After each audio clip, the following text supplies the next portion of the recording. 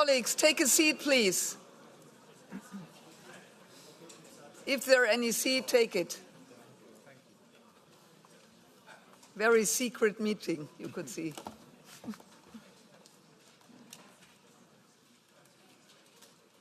So, dear colleagues, welcome. The first point is the adoption of the agenda. If there are no amendments, the agenda of the meeting can be adopted. So, let's start with our guest, Mark Rutte, NATO Secretary General. It's a great, great honor. Good afternoon. Welcome to this joint exchange of views with our NATO General Secretary, Mark Rutte. It's really a great pleasure to have you here again, and thank you for engaging with this Parliament in, I could say, such turbulent times. I do not need to spell out all the challenges facing the EU and NATO, as these have been clear for all to see at the start of 2026. This weekend, the United States published its National Defense Strategy, and again, it's consistent with the National Security Strategy. Europe must take care of its own security and only expect limited support from the US. So the rupture in international relations is speeding up, and as Europeans, we must remain united and focused on re-establishing European security, which means, first and foremost, prioritizing our support to Ukraine, because Ukraine's security is our security, and we cannot afford to be distracted. So, Mark, we have known each other for a long time, and you know I can be very frank, but I don't want to ask you a direct question. You will get many here today. So instead, I want to ask my colleagues here, yes, you have every right to challenge the Secretary General, but remember, his job is made harder or easier by how fast our member states strengthen Europe's defense and our humiliating dependence on the United States. So, colleagues, are you demanding from your governments that they speed up and make Europe stronger to defend itself? The more we all do in this room, we will ensure we help our Secretary General in his very difficult diplomatic role to defend European interests at this difficult moment. So let's arguing amongst ourselves, and more investment and action is the only way to meet our citizens' demands for more security. So now the floor, my colleague, EFA Chair David, the floor is yours. Thank you, dear Maria Agnes, and first of all, also from my side, a warm welcome to you, dear Secretary General Mark Rutte, to this meeting, the joint meeting of the Security and Defence Committee, the Foreign Affairs Committee, in association with the Delegation for Relations with the NATO Parliamentary Assembly. All colleagues, a warm welcome to you this Monday afternoon.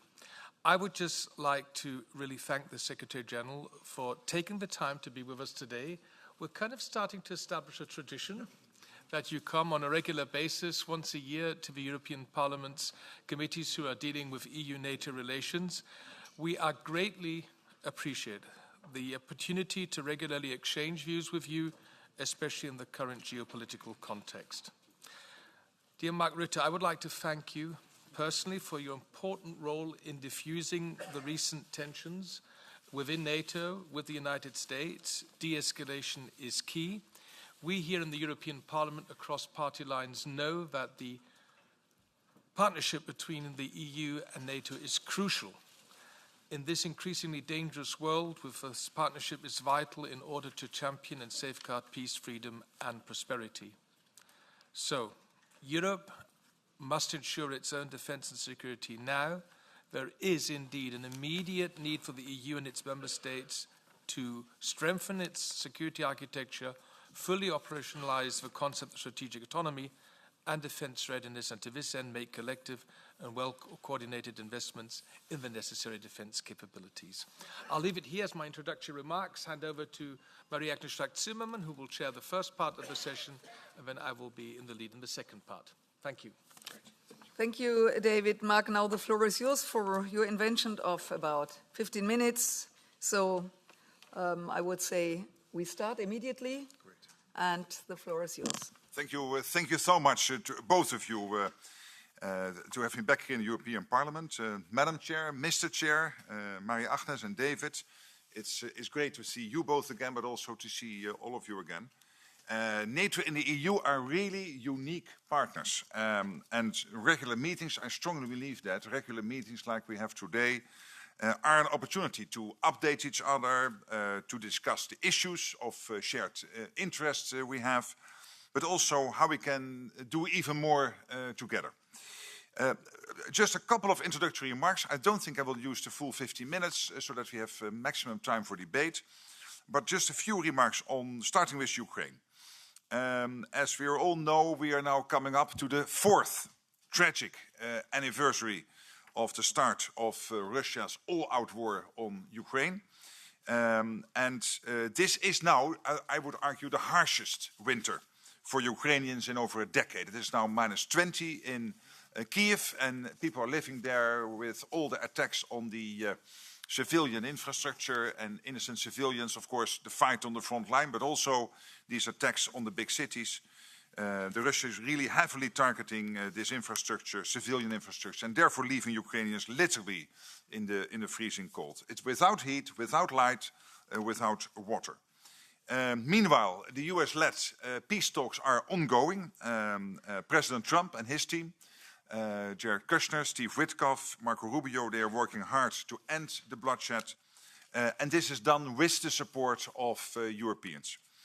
The coalition of the willing, led by the UK and France, is driving efforts, as you know, to provide robust security guarantees, including forces to Ukraine after a peace deal with Russia. And as you know, Europe, Canada and the US have affirmed their readiness to provide these guarantees. And they are important to make sure that Putin, after a potential peace deal or a long-term ceasefire, and let's pray we have it as soon as possible, that he will never ever try again to attack Ukraine, because then he would know, because of these security guarantees, that he has no chance. And of course, there are also important talks going on, as you know, on how to support Ukraine's future prosperity. And here it is the EU who is playing a critical role and a very positive role. And I want to thank the European Commission for everything they are doing, the President and the relevant commissioners, to get that part of the done together with the US and others. In the meantime, as these discussions to secure a long and lasting peace continue, so does NATO's military support, including through the Pearl Initiative. As we speak, billions of dollars worth of essential American military hardware is flowing into Ukraine, paid for by allies and partners. And it is absolutely vital, this flow of stuff going into Ukraine, to keep Ukraine in the fight and to protect its population. There is simply no alternative.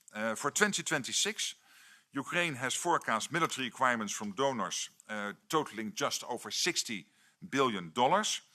And Pearl, so this flow of American stuff into Ukraine, is one way for allies to meet these requirements. Others include, as you know, the bilateral support, the multilateral initiatives, like the Czech ammunition initiative, which is very important. And of course, the investments countries are making in the Ukrainian defense industrial base. This was an initiative originally started by the Danes and Lithuanians, which is now mainstreamed with many countries in Europe. The EU is doing vital work here. The 90 billion euro loan package, 90 billion, which will make a massive difference to Ukraine's security. It will make a massive difference to Ukraine's prosperity. But here, I would really strongly urge you to ensure flexibility in how these funds can be spent, and not to be overly restrictive by EU caveats. Europe is now building its defense industry, and that is vital, but it cannot, at the moment, provide nearly enough of what Ukraine needs to defend itself today and to deter tomorrow. So as you take this loan forward, please, I encourage you to keep Ukraine's needs first in focus. So I could imagine, of course, if they can buy it in Europe, fantastic, priority one. Ukraine defense industrial base, great. But we all know that without this flow of weaponry from the US, we cannot keep Ukraine in the fight. Literally, no, not. They now provide essential interceptors, for example, to take down as many missiles as possible going into Kiev, Kharkiv and other cities night by night. NATO and EU are now working hand in hand, both in Brussels and in Kiev to help Ukraine. Our coordination of military aid, the training of the Ukrainian armed forces, the efforts, of course, to boost the Ukrainian defense industry, they're all very much complementary. And we need to keep it up. It matters for Ukraine's security, and I think we all know it is also our security which is at stake here. Then, second topic, investing in defense. We had a successful summit in The Hague in June, where we agreed to invest 5% of GDP annually in defense by 2035 and to speed up the production and the innovation of our defense production. 5%, of course, is a lot, and boosting our industrial base is not easy, but here my simple message is we need to do it, and we need to do it fast. First, because the security situation demands it. We face, as we speak, real and lasting challenges to our security. And second, because the time when we conveniently let the United States carry much of the burden for our shared security is simply over. It's fair and appropriate that Europe and Canada take more responsibility for their own security, and the good news is they do. Ensuring allies step up and speed up efforts on defense will, for me, for NATO, be our absolute priority as we prepare for the next summit, which will be in Ankara in July. And here, a more capable European defense is crucial, but it is vital that the EU's efforts on defense are compatible with NATO. They complement what we already do and what we already have. At NATO, we are tried and tested when it comes to standards, structures, procedures, and the contributions and capabilities of NATO's non-EU allies are indispensable for our collective defense.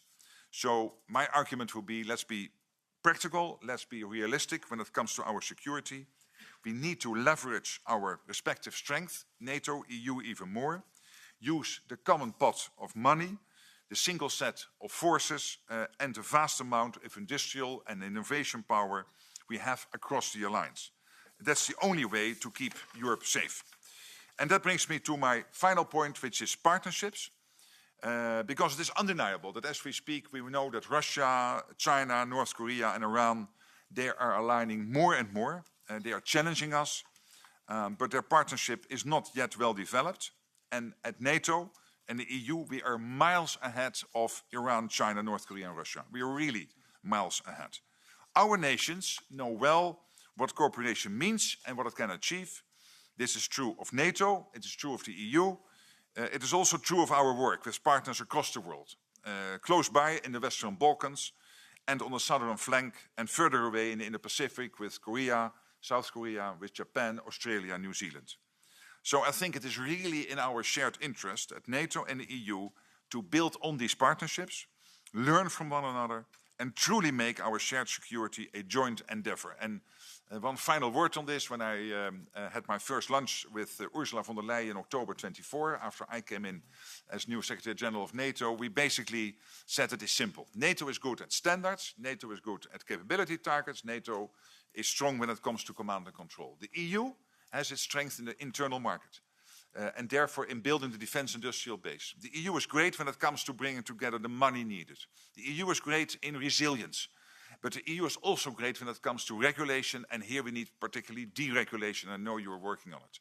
So my plea is, let's really focus on that division of labor so that collectively we can be as strong as possible. And you know that 23 countries in the EU are also in NATO, and that represents 96% of the EU's population is in NATO.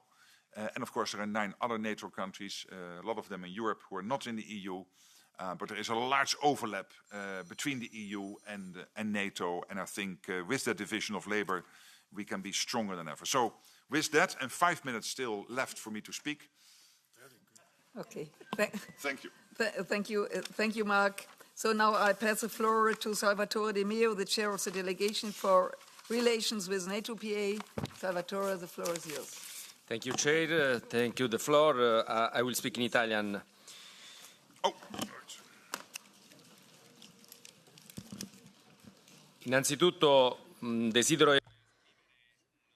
So, first of all, I would like to welcome Mr. Rutte here as chair of the delegation for NATO relations. The idea that citizens have, and our perception as well, is that the European architecture for security is getting weak, if not even falling apart. The European continent is in a complex situation of military and non-military threats after the Russian war against the Ukraine. In the West, though, the American commitment seems to have waned towards Europe. Now, in this period of geopolitical transformations, we need to have a European architecture for security that is strengthened and renewed in the transatlantic relations. So when we speak of the EU and NATO, we need to promote stability in the European neighborhood, in the Middle East. I also want to underline how important the parliamentary dimension is in this alliance, because NATO is not only a military instrument, but also a democratic instrument at an international level. And I have a few questions. So first of all, how can we avoid that our political differences and that the elections endanger the unity of the alliance and avoid that it poses a threat to our security? Now, on Greenland, I would like to congratulate you for your contribution in order to diffuse tensions in the alliance. But could you explain and provide more details of what you said in Davos when you spoke of a framework for security in the Arctic? What will NATO be doing in the north? And is there a partnership that's foreseen in this region? The security of the Arctic is a security prerequisite. It's necessary. And have we offered enough guarantees to Trump? I would like to remind you that the countries in NATO don't all have the same capacity. They don't always have the necessary systems to intervene, if we speak of icebreakers, for example. So I think we need to change our capability targets as well.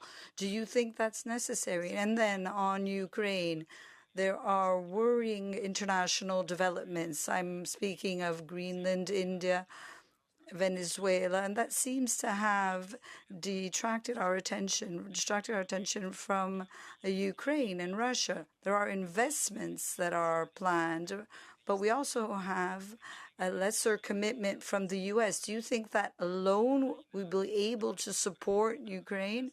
And will Ukraine reach a peace agreement? And then, with NATO, what instruments do we need now in order to react to this geopolitical situation, which is evolving continually? Thank you for your attention, for your time.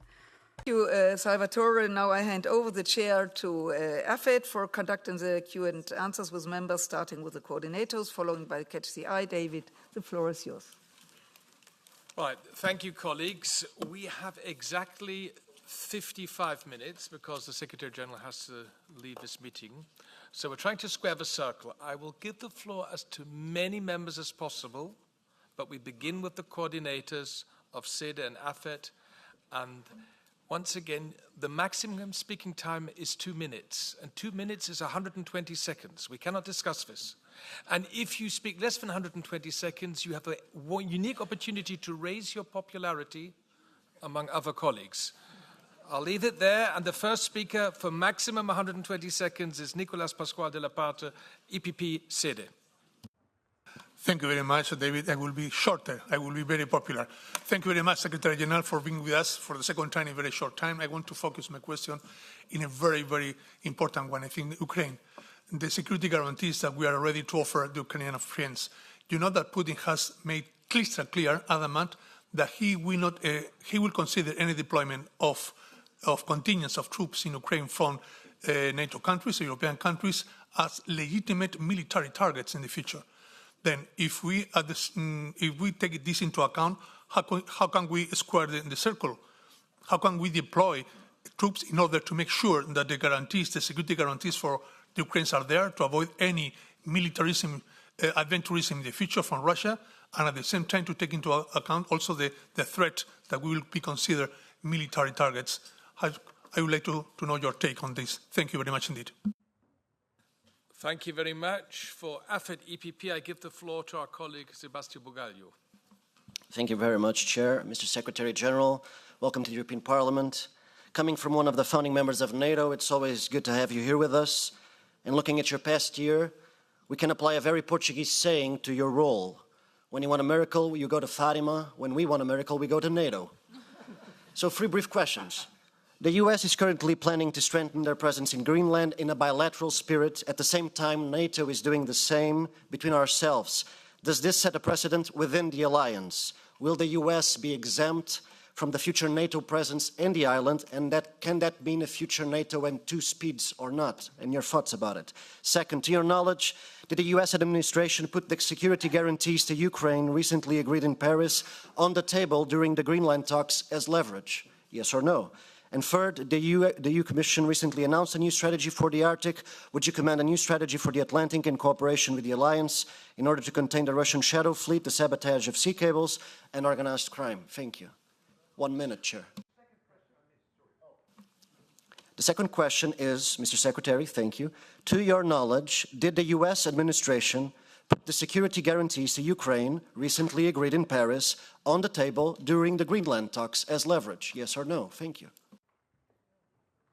Right, next is from the City Committee, the SND's Thijs Rutte. I'm happy to give a Dutch compatriot of yours the floor. Thank you very much, Chair.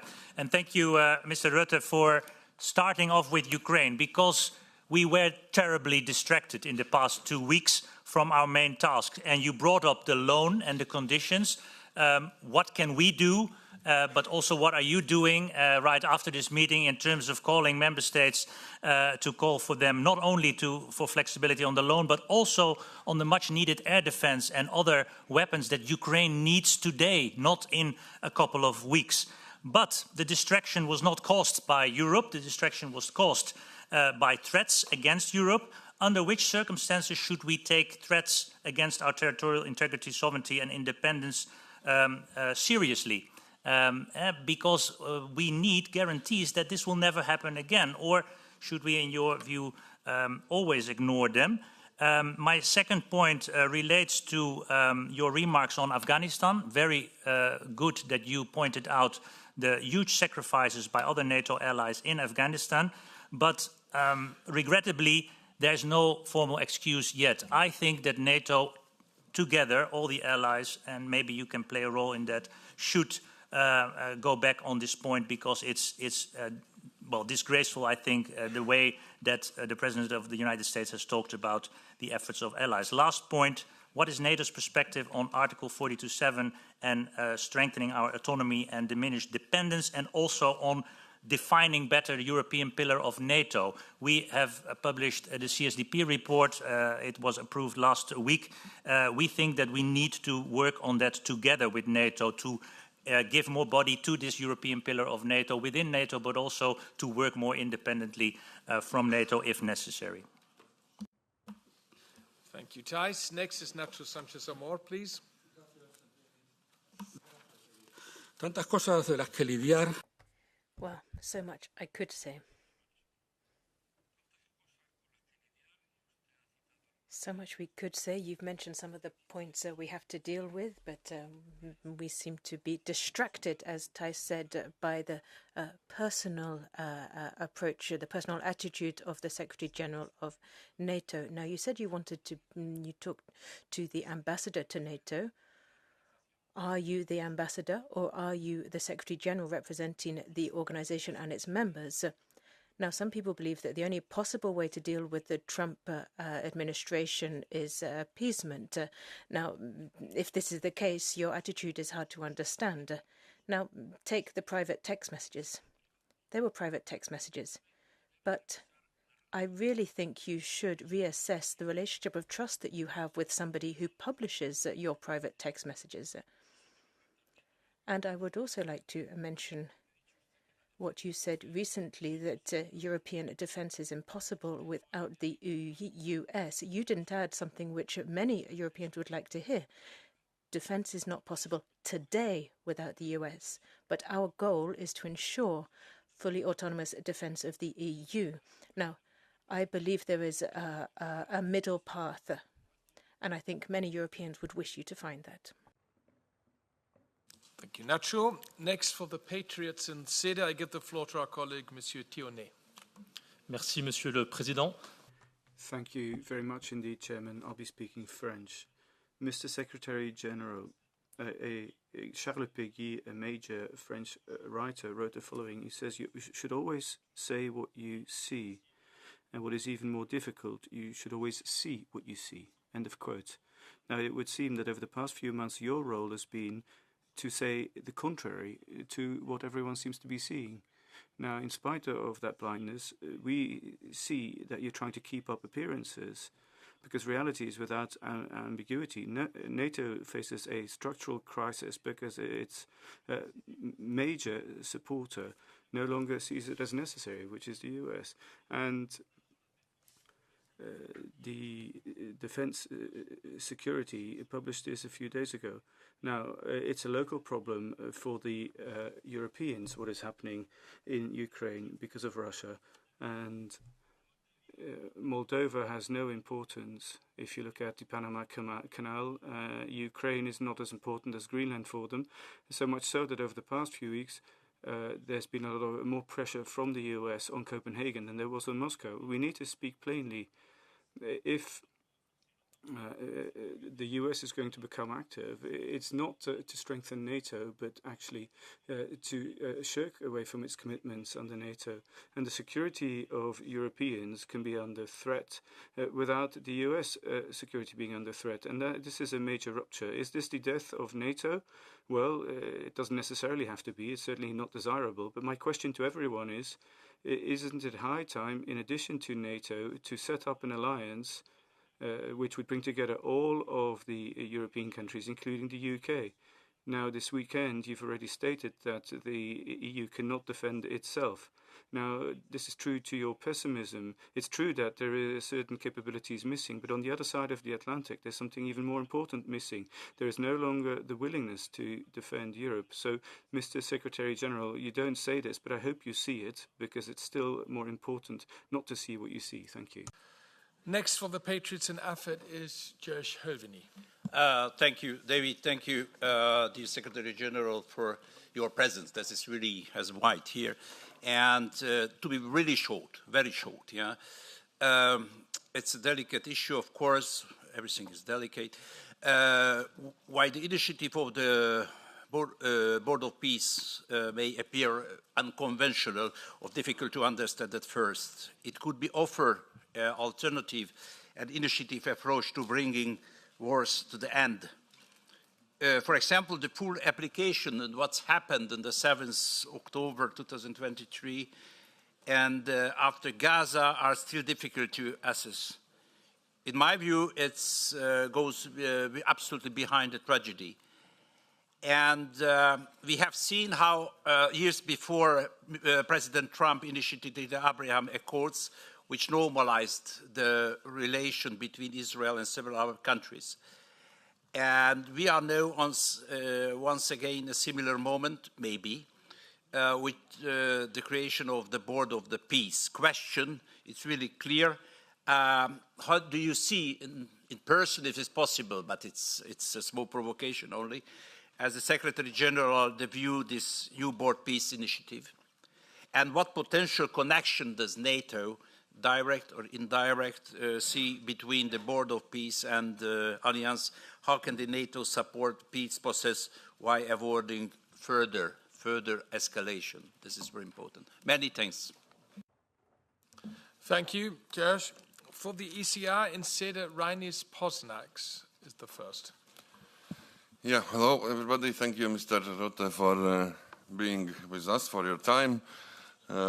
Basically, all the main topics are already covered by my colleagues, so I need to be creative, to find a new, more questions. But yeah, so mostly people are worried about Article 5 in the NATO treaty, but there is also Article 2 in this treaty, which says that members of NATO will eliminate conflicts in their internal economic policies and will encourage economic collaboration between all of them. So, and in that perspective, I would like to ask, as you know, not so long time ago, Germany and Italy made a bilateral agreement to strengthen like European pillar of NATO. And what do you think? Is it the good example for other countries to make more bilateral or trilateral alliances inside the NATO? Thank you. Thank you. The AFET coordinator of ECR, Adam Bielan, is not present, so I'll give the floor to Sebastian Tinkinen, who's the first speaker on the ECR list. Please. Thank you, Chair. I will provide a new angle. For Iranians, dear Secretary General Mark Rutte, for Iranians, the Islamic regime of Iran is their primary threat. On the other hand, NATO exists to confront two primary threats, Russia and terrorism. In Iran, we see both these threats converge. The IRGC is a terrorist organization that provides military support to Russia in Ukraine, destabilizes entire regions, and causes mass civilian suffering, which is taking place at this very moment. This means that Iran is directly contributing to the security challenges NATO faces. The Iranians are now calling for the West to act. They ask for help to tear down this regime that poses a threat to all of us. Mr. Secretary General, I call you to organize a coalition of the willing from NATO countries to execute an operation in Iran that would target the leadership of the regime. Thank you. Now it's time for the two Renew speakers. We kick off with Nathalie Loiseau for CEDE. Merci, je vais parler en français. Thank you. I'll speak French. Secretary General, you have a very difficult task before you. Last week, you had to defuse a crisis within the alliance, and we are very thankful for these efforts. But this is an existential threat that we have, and that's what I want to talk about. The threat that Putin is to European security. Now, we've read the European defense strategy, and we have to admit that Washington doesn't consider the Russian threat as a priority. So what are you doing concretely in order to strengthen the European pillar of NATO, to make sure that it can face the Russian threat, even if we had to do it without the US and without their help? Now, you've said that Europe can't protect itself alone, but what are you doing concretely so that what's true today is not true tomorrow? Thank you. Next for the Greens in CEDE. Hilde Woutmans, I'm sorry. Dank u wel, meneer de voorzitter, meneer de secretaris-generaal. Thank you, Chairman. Dear Secretary General, dear Mark, it's great to see you here again. Now, last week in Strasbourg, we kept very close tabs on you, and congratulations on how you managed the crisis, and thank you.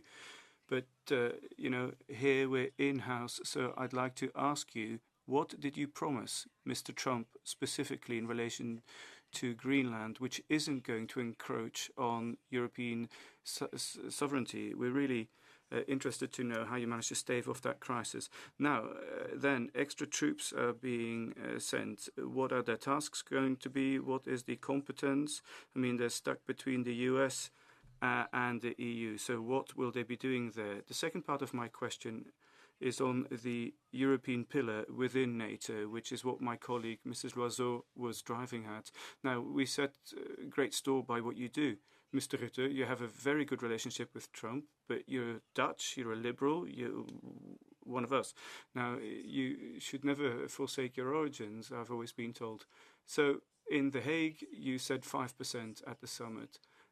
Well, if we spend the 5% as we did in the past with European countries, then you'll have many national strategies and you'll be reforming NATO into a purchasing center for the US. And this can't be our intention. If we want to strengthen NATO, we need a strong European pillar and we need to move from cooperation towards integration. How are you going to make sure that this purchasing is done jointly? We're only at 18% currently. 18% of European purchases are done together, are done jointly, only 18%. And usually we buy from the US when in fact we should be buying within the EU. So the road to Ankara, because that's where it's going to happen, the road to Ankara needs to be paved with concrete steps so that we can use NATO's command and control structure. Thank you. Thank you, Will. Hilde. And now for the Greens, Martin Stakis. Thank you, Chair, and thank you, Secretary General, for being here. And my question will be about recent events in Davos. So after Davos, the US President, Donald Trump, claimed that the US and NATO has agreed on a framework for a deal. And since then, the signals have been mixed. While the US administration says it's getting everything it wants, senior NATO officials, including the Supreme Allied Commander, as well as authorities in Denmark and in Greenland, say that they have no details about this. Yet without Greenland and Denmark, no deal is possible. So my question is this.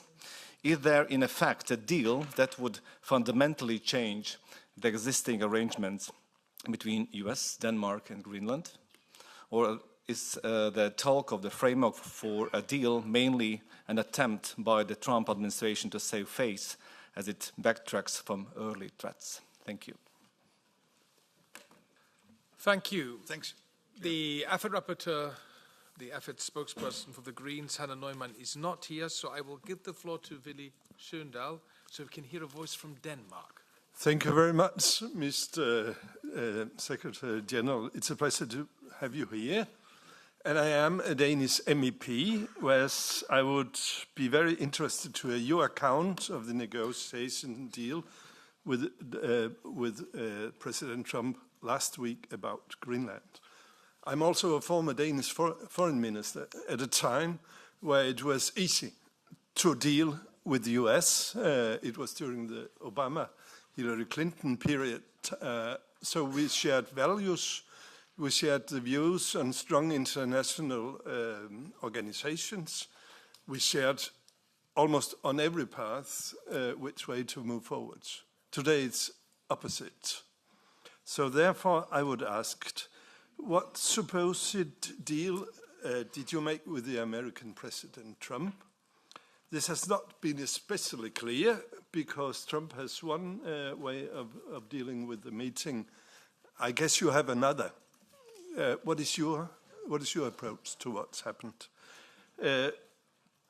Does said agreement infringe on the red lines put forward by Denmark and Greenland that we're not going to give any square meter to any country because of threats? Do you have a mandate as a Secretary General to negotiate on behalf of Greenland and Denmark on these matters? And how would you, within the NATO framework, strengthen the defense of Greenland?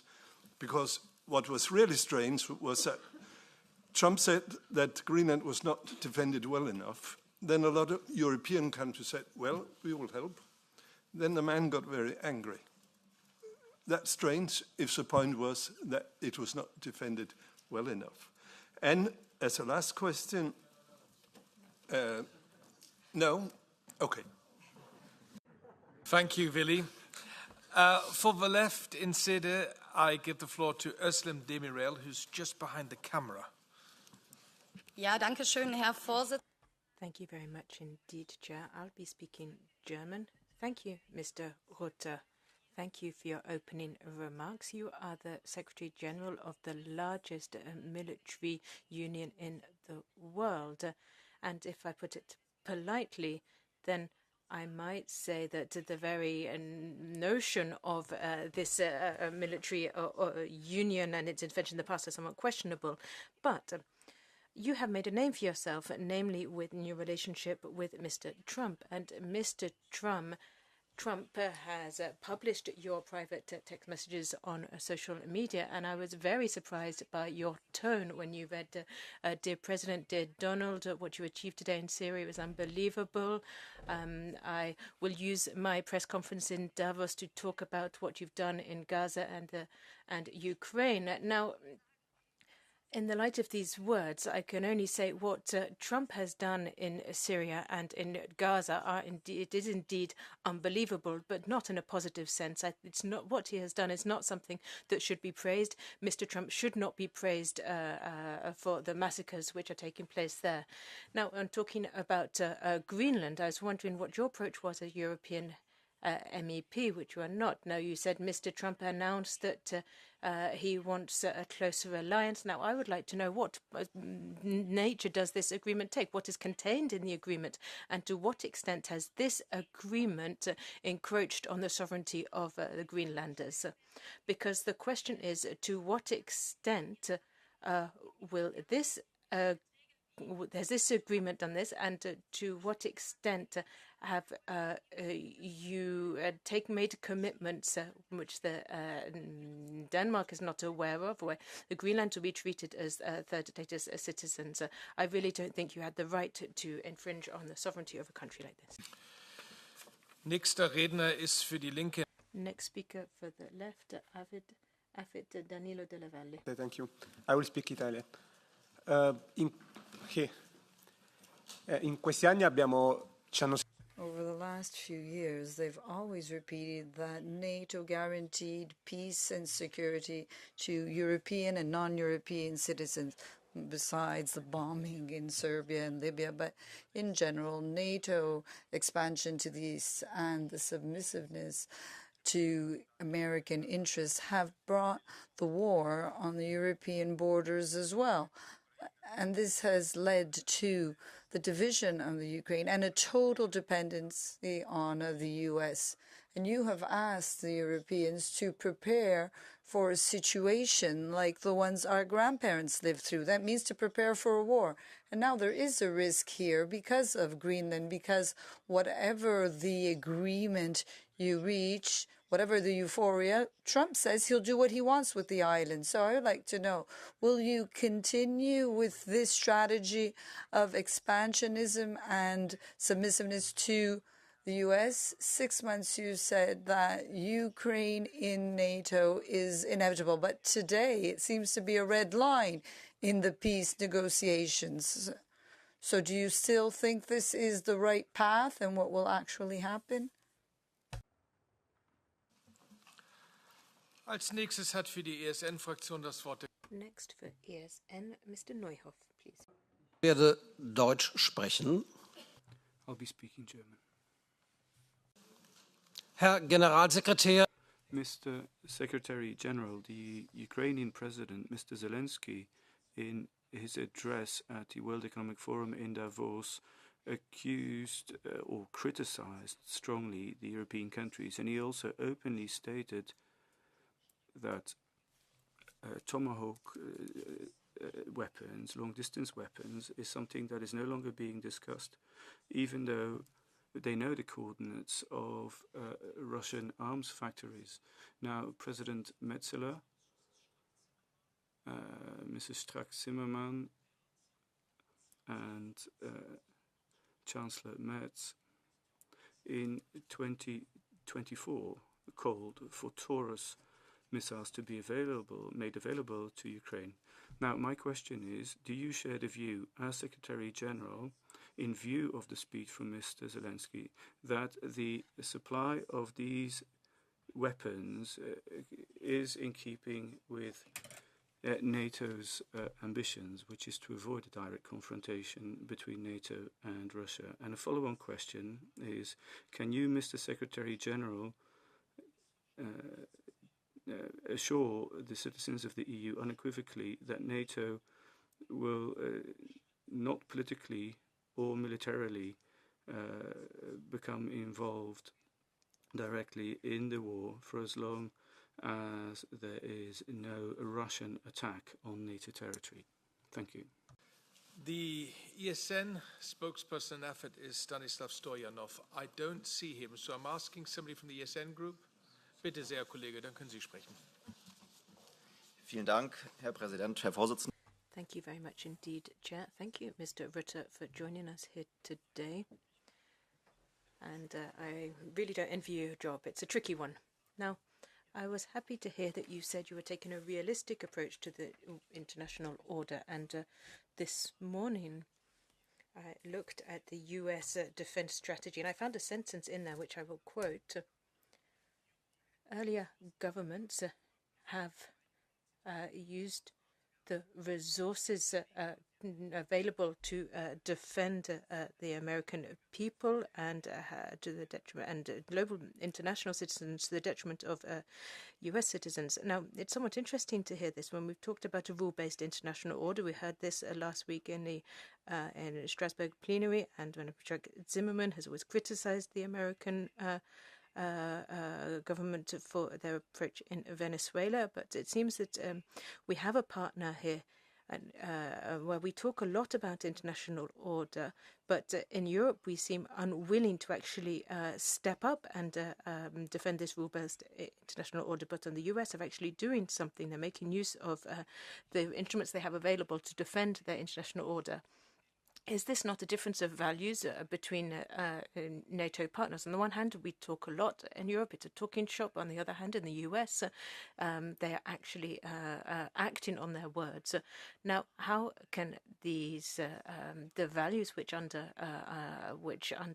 NATO, how can they be supported when here in Europe we are harshly criticizing the US for their realistic approach to the international order? Thank you. All coordinators in both AFET and SEDA have now spoken. I will now start with the catch the eye procedure. Just for the timing, the Secretary General has to leave the room at 4:45. We want to give him at least 15 minutes to respond. That now leaves us with 8 minutes. I will go according to the D'Hondt list, and at 5:30 I will close. Then we have a very transparent procedure. The first is for 1 minute, and that is 60 seconds. The EPP's Michael Scherber. Good afternoon, Secretary General. It's a pleasure to have you here. And 2 questions. First questions will be on military mobility and Schengen. Military Schengen. Russia's war against Ukraine has drawn renewed attention to military mobility and the urgent need to facilitate the rapid cross-border movement of troops, equipment and assets across Europe. What is the importance of this work we are also doing and I'm going to do on this legislative package soon in the context of a NATO task? So this is the first question. The second will be on what you already mentioned, Secretary General. This is EU security and defense partnerships. And of course, I love your comments on Australia, New Zealand, and other democratic partners, like-minded partners. We want to have new partnerships. Also, we need these partnerships to strengthen EU-NATO cooperation. And the last thing, do you see any new forms of dialogue between us, which will be useful for both the EU and NATO? Thank you. Thank you. Next on my list is the S&D's Tonino Pizzula. Thank you, David. Secretary General, thank you for coming. Russia interferes not only in the EU member states, but also in our immediate neighborhood, namely Western Balkans. Domestic actors in the region, particularly those under pressure, are prone to excesses aimed at undermining stability. That's my questions concerning that region. How do you assess the overall security state of play in the Western Balkans, especially when it's affected from the non-EU and the non-NATO countries? What do you see as the biggest threat to security and stability there? And how do you assess the impact of geopolitical changes on the region? And how do you see the role of the NATO in the region in the coming years? Thank you. Thank you, Tonino. Next is the EPP's Wouter Beke. Dank u wel, secretaris-generaal, om hier te zijn. Thank you, Secretary General, for being in attendance, and it's nice to be able to speak Dutch to each other. I just have a very short question. You'll understand, I'm sure. that our trust has been tested by the US, and that in this meeting we have a great deal of mistrust when it comes to the application of Article 5. I'm not going to ask you to dispel those worries, but the Berlin Plus agreements, do they still apply? And what does that mean specifically? Can the EU count on NATO intelligence, on NATO's communication systems, even if they're to a large extent supervised by the US, if the EU were to ask for an application of the Berlin Plus agreements? The next speaker is for Renew, colleague Ostrevicius. Thank you, Chair. Will you, Secretary General of NATO, be the one under whose leadership this great organization as North Atlantic organization be enlarging further on? How much it is on your list of priority to see our, exactly, enlarging. Secondly, you spoke elegantly about NATO standard, but these standards are changing. And I think for the time of being, we should speak about Ukraine's standard. And we'll learn, and we have to learn from this standard as soon as possible, as long as there is a possibility and time. So how much NATO capacity is, getting better and more effective learning from Ukraine? Thank you. Thank you. Next is the SND's colleague Maniatis. Thank you. Dear Secretary General, last week in Davos, the Canadian Prime Minister here, Mark Carney, spoke about the rupture in the world order and the beginning of a brutal reality where geopolitics among the great powers is not subject to any constraints. In this new reality, which is the role of NATO and why allies should still have confidence in NATO that it will respect international law and protect them if and when needed? I am talking about Article 5, when at the same time the US President is openly questioning the sovereignty of an ally. Thank you. Next is the PFE's colleague Pokorna. Is that the correct pronunciation? Yes, thank you for the floor. I will continue Czech. Já možná na rozdíl od...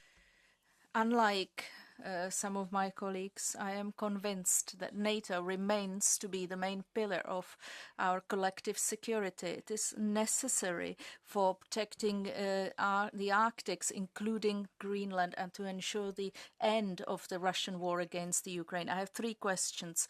What changes in NATO approach would you recommend in order to prevent further escalation of the war in the future? What structural changes within NATO are required in order to maintain this changed approach, including the capabilities of European defense industry and small companies in order to support this approach? And what is your view on the repeated calls for creating a European army with a unified central command next to or in addition to NATO? Is Mr. Sousa Silva, EPP.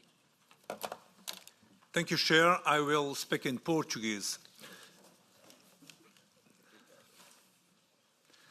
Senhor Secretary-Geral.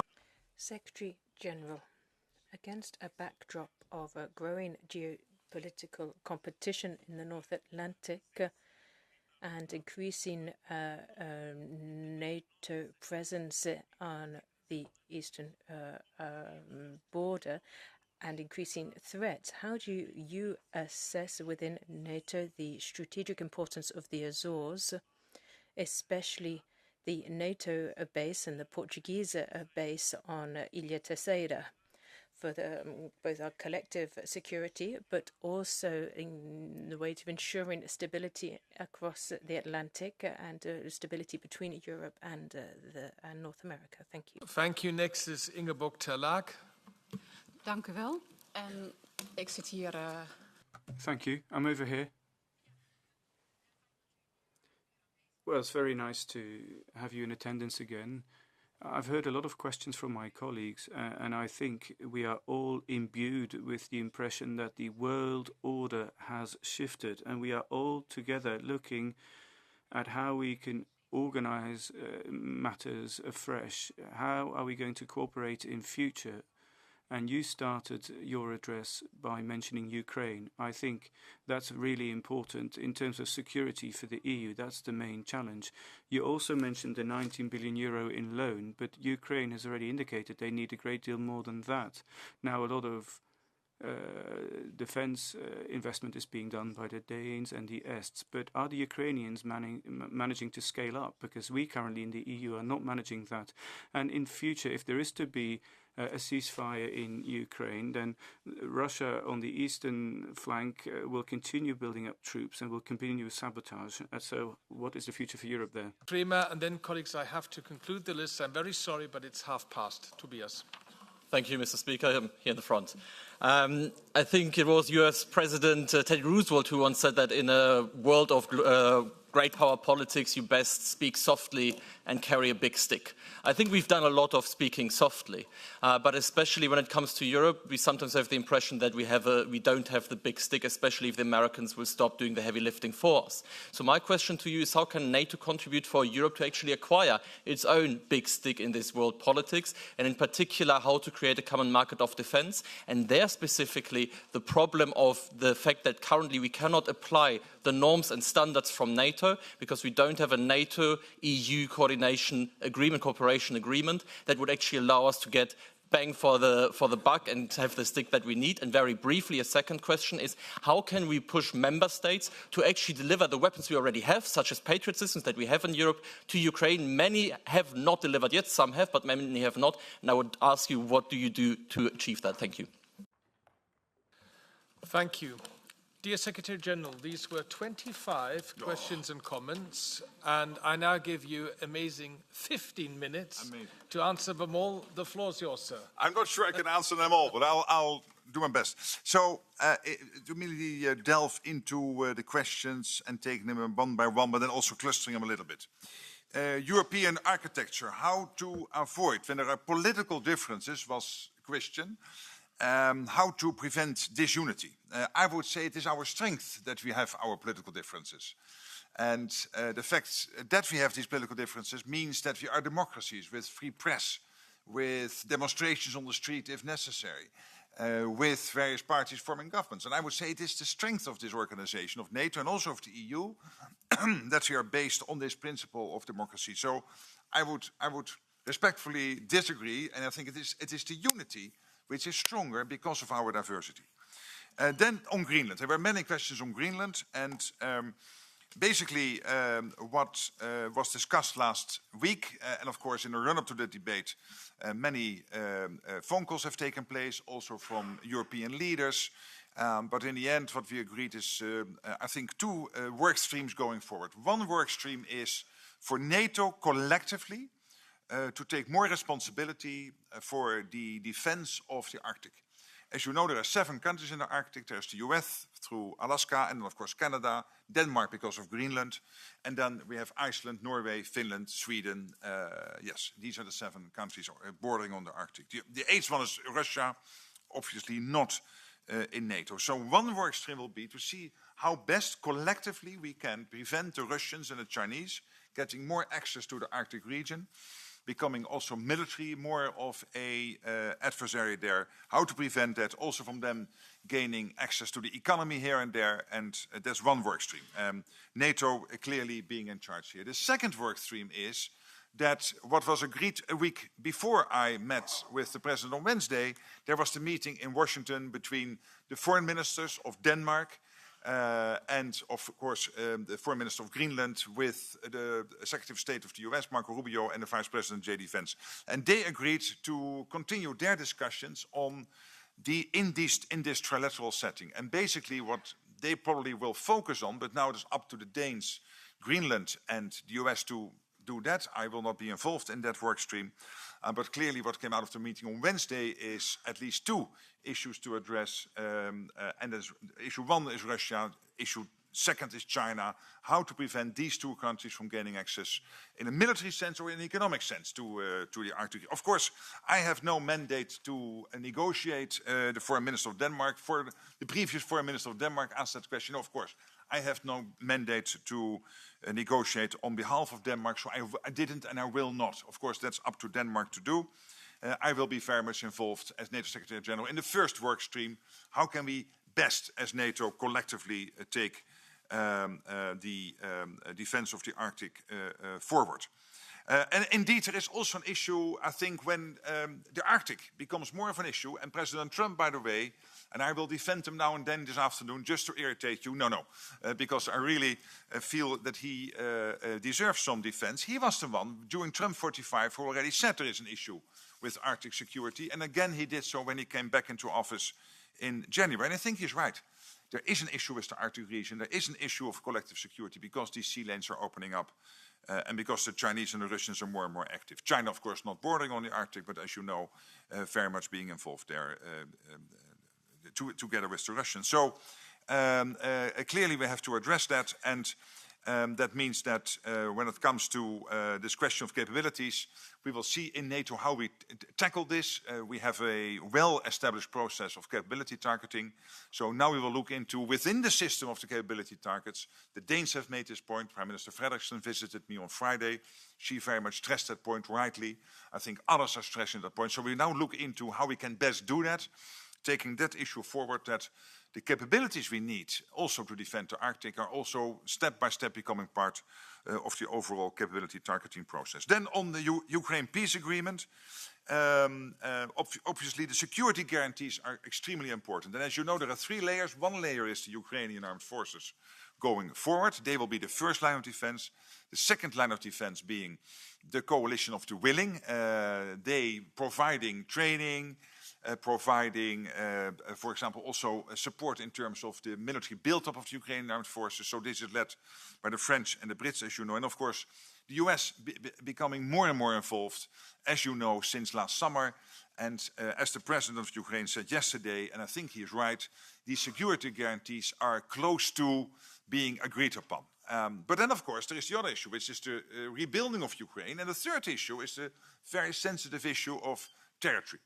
In the end, it is only the Ukrainian government who can decide on territory.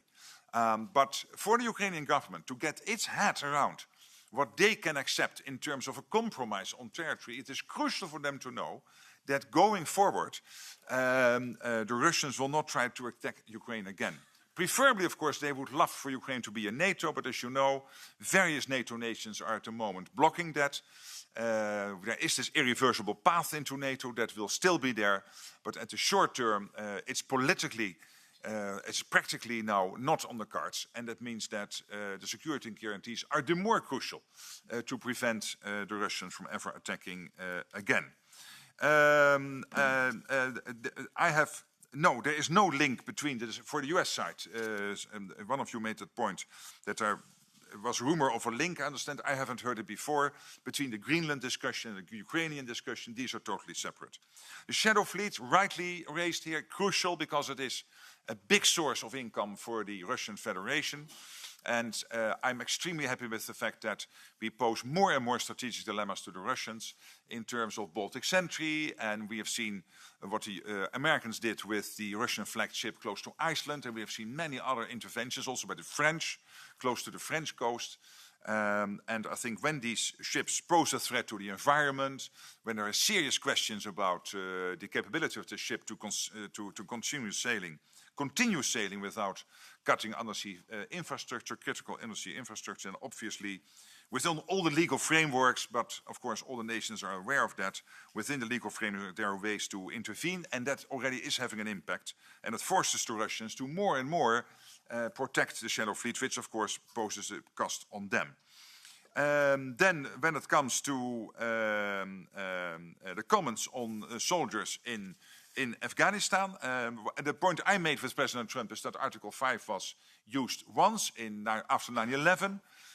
This was, of course, when the US was under attack, and I made the point that many US NATO countries, but also partners like Australia have helped out in Afghanistan, and that for every 2 American soldiers who paid the ultimate price, 1 soldier of an ally or a partner, a NATO ally or a partner country, did not return home. And I particularly mention Denmark because, relatively speaking, they have had many casualties in Afghanistan, the Netherlands, but also, of course, bigger countries like Italy, UK, Australia, and others. And I know, and of course, the president already has made the point, I think it was yesterday, praising the United Kingdom for the immense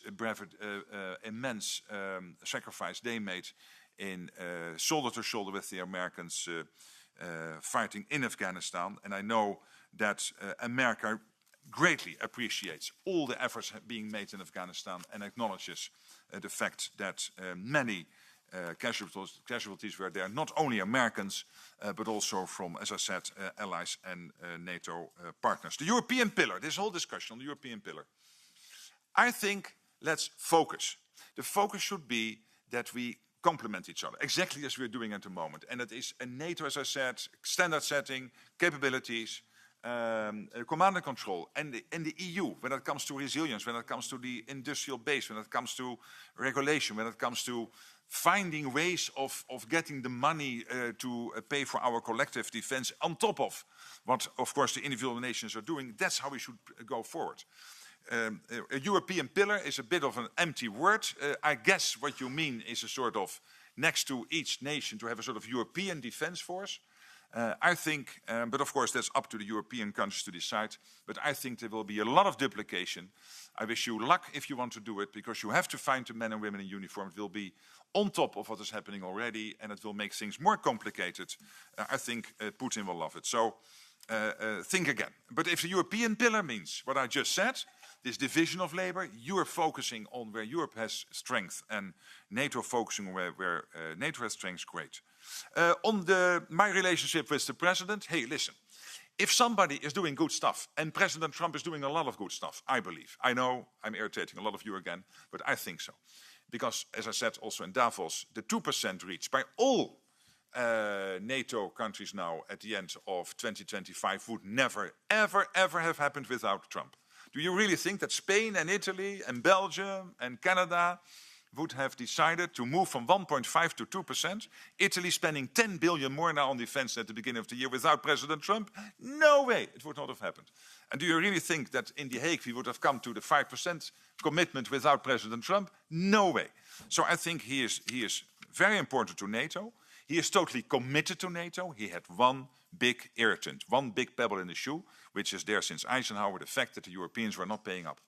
And with the NATO defense commitment in The Hague, the outcome of the The Hague summit on spending and also on industrial production in Ukraine, but particularly here on spending, we are now equalizing with the US. So that irritant is gone.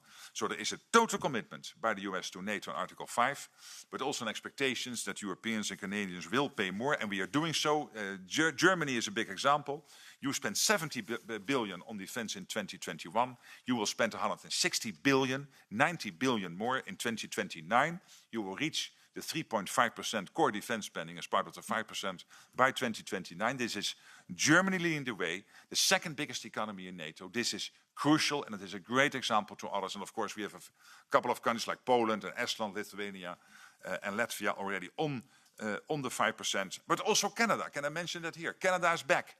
Canada 2%, committing to the 5%, being a huge supporter for Ukraine, also spending a lot of money on these Pearl packages. So Canada is really back, and I think that's fantastic. Hey, but so when President Trump is doing good stuff, I will praise him, and I don't mind him publishing text messages. And if anyone thinks here, again, that the European Union or Europe as a whole can defend itself without the US, keep on dreaming. You can't. We can't. We need each other. And why do we need each other? I tell you. First of all, because also the US needs NATO. And the US is not only in NATO to prevent the mistake after the First World War, not to re-engage with Europe. And then again, the long arm of history reaching out to the US again in the Second World War, as Churchill famously said in his speech in 1941 in the US Congress. They are also in NATO because for the US to stay safe, and by the way, Arctic region is evidence here, they need a secure Arctic, they need a secure Euro-Atlantic, and they also need to secure Europe. So the US has every interest in NATO as much as Canada and the European NATO allies. But for Europe, if you really want to go it alone, and those of you who are planning for that, forget that you can ever get there with 5%. It will be 10%. You have to build up your own nuclear capability. That costs billions and billions of euros. You will lose then, in that scenario, you would lose the ultimate guarantor of our freedom, which is the US nuclear umbrella. So, hey, good luck. Then, I love this. The Board of Peace. On the Board of Peace, I will not comment because when it comes to the Board of Peace, obviously NATO is not directly involved in the Middle East peace efforts. Of course, we welcome all the work to secure peace in Gaza, where allies are navigating the crisis, but we are not ourselves involved in that sense. Then bilateral alliances. Well, bilateral cooperation is great. I'm not sure about alliances, what is the difference, but I mean within NATO, there are many. I mean, we have the Weimar format, we have the E3, we have the E5, we have the A7, that's great, the B9. So there are many cooperation between countries within NATO which only strengthen NATO. I'm totally in favor. Then on Iran, we are only involved with Iran when it comes to the fact that Iran and North Korea and Russia and China are working together. But again, if it comes to the situation in Iran itself at the moment, and of course I'm extremely worried about that, we all are, it's not for NATO to get involved because NATO is concentrating on the Euro-Atlantic. The Russian threat, I think I have mentioned already, it's there, and that's why we have to really ramp up spending. And I also mentioned already this to the Renew questions, that I don't believe in this European pillar, except for if it means within that division of labor. Then, when it comes to the Taurus and other systems being delivered, yes or no to Ukraine, that's up to individual allies. I will not comment. Sorry, generally I'm saying if you deliver your systems, please no restrictions on them. So that Ukraine can really use them. But what is delivered, of course, is not for me to comment. I can only discreetly work behind the scenes. When it comes to the defense strategy, which was published last Friday, I think that is a good paper. There are no surprises in it. And what we really see is the US pivoting more towards Asia, but at the same time, absolutely with Europe. Understanding that Europe will have to build up its own armed forces even further based on the Hague Defense Investment Pledge. And that will mean over time that the US can do more in the Pacific, but there will always be a very strong conventional US presence in Europe. And obviously the nuclear umbrella will be there. I totally commend everything being done on military mobility. Here the EU plays a crucial role. When it comes to deregulation, military mobility, it is vital that a bridge not only can hold my Saab car, 20 years old, but also can hold a tank. Saab, yes, but it's a bit old now. The EU-NATO dialogue, I think, is better than it ever was. I mean, we work extremely well together. I'm really happy at all levels. I can only say I cannot see how that can improve, how the EU and NATO work. And we have to, so it's not just a... The Western Balkans security situation, of course, we constantly follow that. As you know, we can never accept a security vacuum to emerge in Bosnia. We will be constantly working on that. I'm in close contact with the Troika presidency there. Then, of course, when it comes to Kosovo, KFOR, crucial in Kosovo. And we also make sure that we keep the dialogue going with, it was your question, with Serbia. I have my own relationship with Alexander Vučić, the president. We know each other for many years. But of course, we also expect him to come up with accountability for what happened in a couple of years ago, and on two issues. And both of them, he promised complete accountability. Then, when it comes to Berlin Plus, I think I should not comment on hypothetical questions, but it is, I think, important to keep focus on reality that NATO-EU cooperation is stronger than ever. I really believe that at the moment. and that the US role in NATO, as I said, remains key, except for if you want to double your defense spending. But even then, I would not do it, because history brought us together. We have the same set of values. We belong to each other. The transatlantic relationship, I think, is crucial. Then on enlargement, of course, every country in the Euro-Atlantic area can apply for membership, but then we have to agree with 32. And on Ukraine, already mentioned, the unanimity is not there at the moment. But we will keep working with Ukraine to keep them as strong as possible. And the irreversible path has been clearly laid out. Then we have all the lessons we need to capture from Ukraine. I totally agree, from the war. By the way, if Russia would attack NATO, probably that war will not be an exact copy of the war between Russia and Ukraine. But still, we have to capture all the lessons. That's why we have this Ukraine-NATO center now, joint initiative, JTEC in Poland, the Joint Analysis Training and Education Center, where we capture all the lessons from the war in Ukraine, also to learn from that in terms of NATO going forward. And then let me see, I think I've now, the Azores, I really have to work on that question, so I will not now freewheel, but maybe if we can get your address, I can give you a answer in writing. And then when it comes to Ingeborg, the question on when it comes to the Ukraine and scaling up the defense industrial production in Ukraine, that's really happening at the moment, but there is still a big potential untapped in Ukraine of about 10 to 15 billion, I think it is at the moment. At least these numbers are of 2-3 months ago, probably not changed a lot. So we can still do more there. This is also what the Danes and Lithuanians, they have led the way here with others. And that's why I'm saying when you speak about the 90 billion, the EU has now provided 60 billion of military support for 2 years. I think it is Europe 1, Ukraine 2, but then again, I'm afraid that you still need to spend money also, not afraid, I hope you still will spend money on other suppliers, but particularly when it comes to the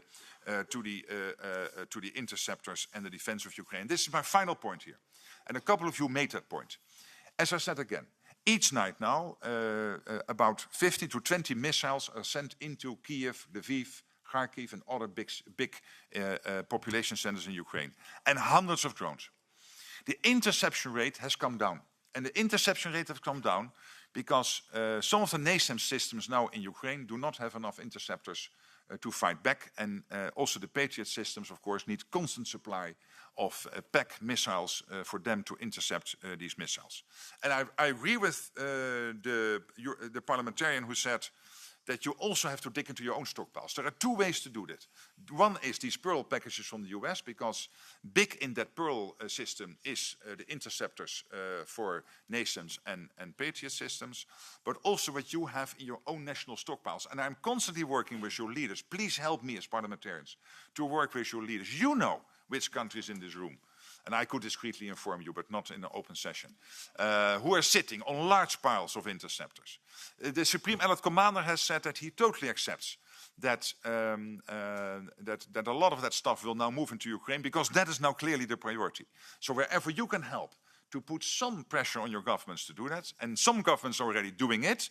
Norway announced it, Canada announced it, Turkey announced it, others have announced it. But there's still more to do, because this is the difference between life and death, day in, day out, but also how do we protect the crucial infrastructure, energy infrastructure in Ukraine. So please help there. I think I've almost answered all the questions, but not totally, because one or two I found too difficult. But the Azores question I will come back to in writing. Dear Secretary General, dear Mark Rutte, thank you for being with us this afternoon. I thought that your reflection on European security, NATO's role on the strategic importance of the Arctic were extremely valuable, and hope to see you next year again. And the final word goes with Marie-Agnes. Yeah, thank you, Mark. It's really important that we exchange ideas.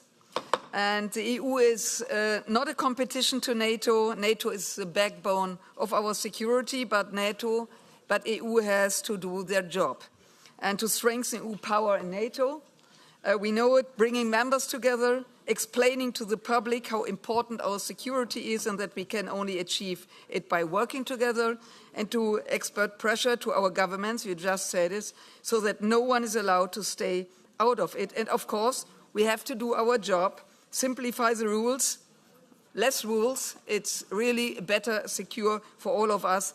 And we have a lot to do, and we will continue. And thank you very much. Looking forward to coming back. Thank you.